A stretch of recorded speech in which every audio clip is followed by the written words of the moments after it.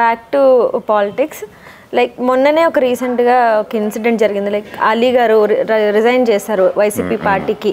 దానికి బలమైన కారణం ఒకటి ఉంటే తప్ప ఆయన ఆ డిసిషన్ తీసుకోవడం. ఎందుకంటే వైసీపీకి ఆయన ఎంత సపోర్ట్ చేశాడో అందరూ చూశారు. అంత నిరుత్సాహపడి ఎందుకు సడన్గా డిసిషన్ తీసుకోవాల్సి వచ్చింది అంటే మీ అభిప్రాయం ప్రకారం ఏం చెప్తారు? ఏమంటే తను అడుగు వేశాడు మా రాజకీయంలో అలీ. మంచి చెడు ఎవరికైనా తను ఎంత స్నేహం ఉన్నా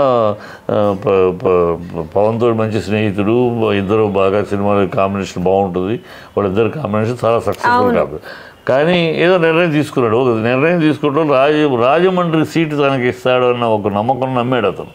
రాజమండ్రి సీటు తనకి ఇస్తాడు. సో తను ఇంత ఇమేజ్లో ఉన్నాను, ఒక ఎంపీ అవుదామని కోరిక. తప్పుంటుంది, దాన్ని ఏం తప్పట్లేదు. బయటకు వచ్చిన న్యూస్ ప్రకారం వాక్ బోర్డ్ పదవన్న ఇస్తారు అని ఎక్స్పెక్ట్ చేశాడు, అది ఇవ్వలేదు. మామూలుగా ఏదో మీడియా దీనికి ఇచ్చారు. ప్లస్ అప్పుడంతా దానికోసం అప్పుడంతా తను ఎక్స్పెక్ట్ చేసేది ఒక ఎంపీగా వెళ్ళాలన్నమ్మా, ఎంపీగా అంటే ఇమేజ్ని, తనకున్న ఇమేజ్ని ఎంపీగా దీనిగా, లేకపోతే రాజ్యసభ ఎంపీగా.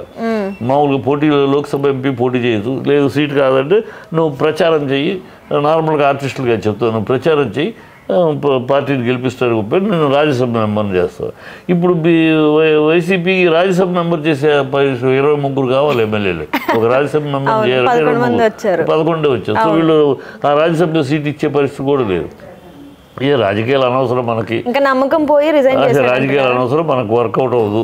మనకెందుకు, మన కెరీర్ అనవసరంగా సినిమా ఫీల్డ్లో ఏమవుతుంటే వర్గాలు ఏర్పడతాయి, వర్గాలు ఏర్పడి విరోధాలు.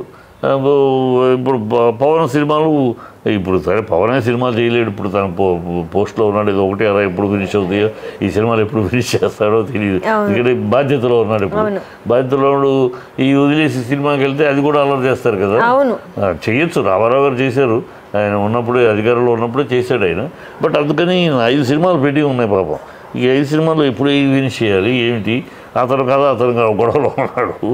సరే ఇప్పుడు మనకెందుకులే, నా ఉద్దేశం వేరే కదా, మనకెందుకులే అనుకున్నాం, ఇది జరగలేదు, ఇంక ఈ రాజకీయాలు మనకు రాజకీయాల వల్ల విరోధాలు పెంచుకున్నదైతే మనకు ఇంకోటి వర్కౌట్ డ్రాప్ చేసుకోవాలి. ఆలీ ప్రకారం మీరు అలా చెప్తున్నారు కదా సార్, అది ఇప్పుడు పార్టీ ఓడిపోయింది కాబట్టి ఆలీ డిసిషన్ తీసుకున్నాడు, పార్టీ ఓడిపోయింది కాబట్టి డిసిషన్ తీసుకున్నాడు అని కూడా వస్తుంది.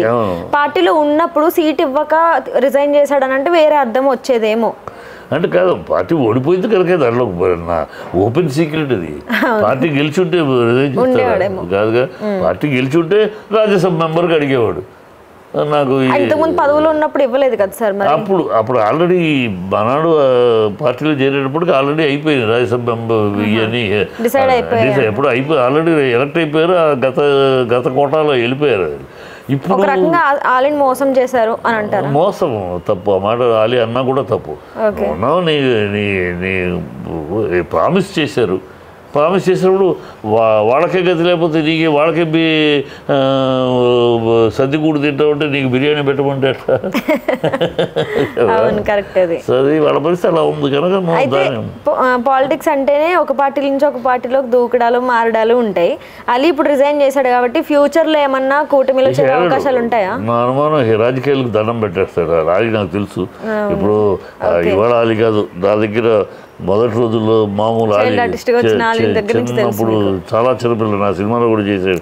ప్రేమించుడు సినిమాలో 2-3 సినిమాలు చేశాడు. బిగినింగ్, చాలా బిగినింగ్ అలీ ఆ ఇండస్ట్రీకి వెళ్ళాడు కనుక అప్పటి నుంచి తెలుసు కనుక ఏదో ఒక ఆశపడ్డాడు, తప్పులేదు. ఆ ఆశకి ప్రకృతి సహకరించలేదు, ఏమీ లేదు. ఇక మనకొద్దు, మన వేషాలు మనం వేసుకుంటూ హ్యాపీగా ఉందాం. ఇంకొక టాపిక్ ఏంటంటే సార్, ఇప్పుడు బాగా క్రిస్ప్ అయిన టాపిక్స్ మొన్నటి వరకు అల్లు అర్జున్ మెగా ఫ్యామిలీ అయ్యుండి వైసీపీ పార్టీ క్యాండిడేట్కి సపోర్ట్ చేయడానికి వెళ్ళాడు కదా, అలా వెళ్ళడం వల్లే మెగా ఫ్యామిలీకి దూరం అయిపోయాడు అని వాళ్ళ ఫ్యామిలీ అంతా కూడా విమర్శించారు. నేను అప్పుడే నాగబాబు పోస్ట్ పెట్టినప్పుడే నేను ఖండించాను, తప్పది, అది విషయ పరిజ్ఞానం ఉద్దేశం కాదు, విషయ పరిజ్ఞానము ఇది లేకుండా మాట్లాడటమ్మా. ఎందుకు తర్వాత చిరంజీవి గారు కోపడినట్టున్నారు, తీసేశారు కదా.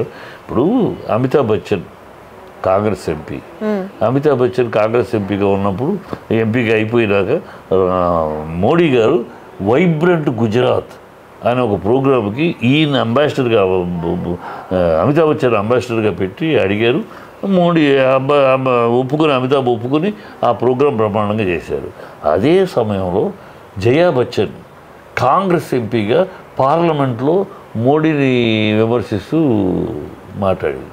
అప్పుడు అడిగారు అమితాబ్ని, ఏమంటే మీరేమో ఇక్కడ మోడీకి గుజరాత్ వైబ్రెంట్ గుజరాత్ అని చేస్తున్నారు, అక్కడ మీ వైఫ్ ఏమో అంటే ఏమన్నాడు తెలుసు, ఆ అమ్మాయి అభిప్రాయం అమ్మాయిది, ఆ అమ్మాయి కాంగ్రెస్ ఎంపీగా ఉంది మాట్లాడుతుంది, నేను ఎంపీ అయిపోయింది, నాకు వైబ్రెంట్ ఇది నచ్చింది, మోడీ గారికి చెప్పగానే బాగుంది, నాకు ఇది చేస్తానని నా ఒపీనియన్ ఇది.